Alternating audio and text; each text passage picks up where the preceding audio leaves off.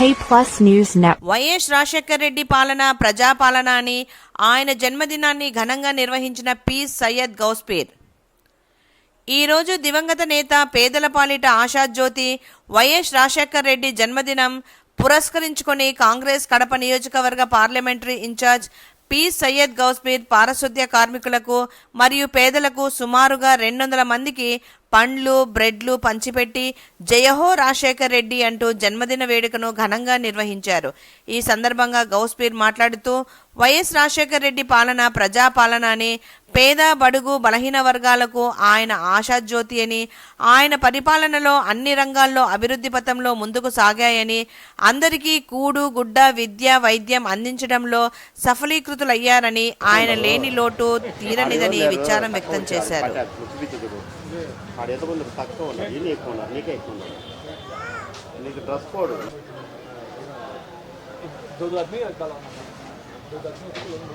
ఇద్దరు నిలబడినా చాలా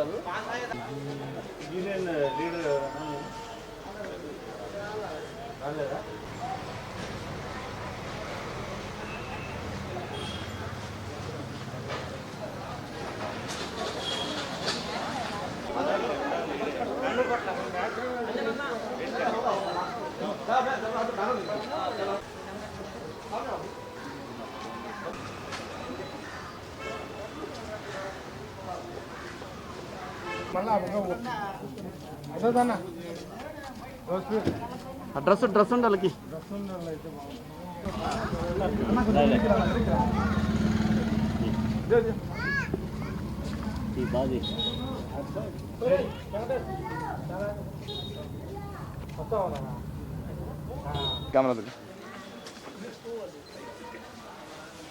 sir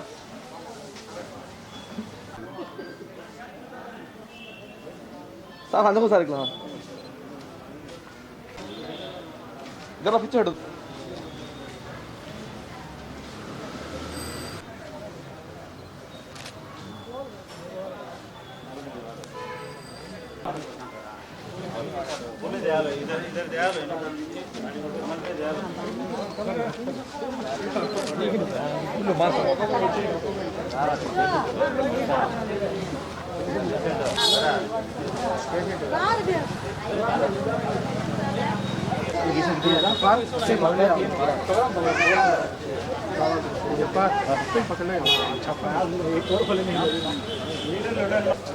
cover के साथ दयाल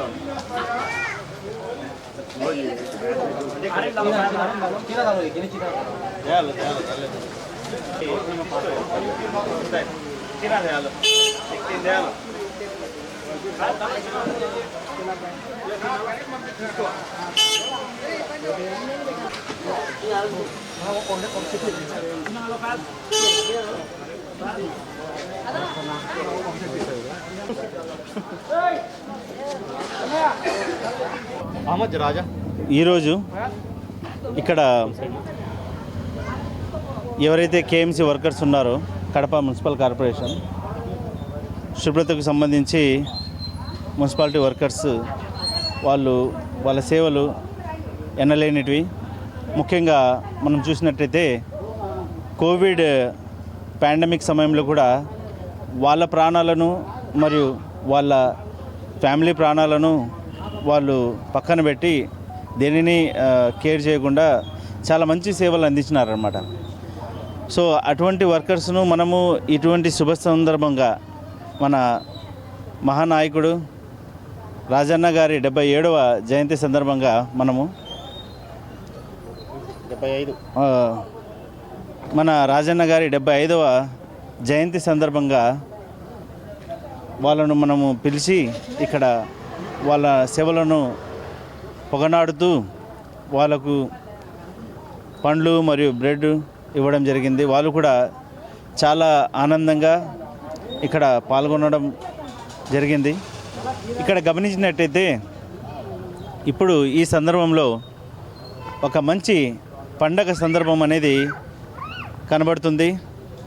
స్వచ్ఛందంగా ప్రతి ఒక్కరు రావడము, ఈ ప్రోగ్రాంలో పాల్గొనడము, ఇదంతా చూసినట్టయితే మనకందరికీ అర్థమయ్యేది ఏంటంటే మన మహానాయకుడు రాజశేఖర్ రెడ్డి గారు అందరి మనసుల్లో చాలా గొప్పగా ముద్రపడి ఆయన సేవలు ముద్రపడి ఉన్నాయి కాబట్టి ఆయన సేవలను గుర్తుంచుకొని ఎప్పుడైతే మనము బ్యానర్ మీద ఆయన ఫోటో వేసినామో ప్రతి ఒక్కరూ వచ్చి దాన్ని కోఆపరేట్ చేస్తూ ఈ విధంగా పాల్గొనడం జరిగింది.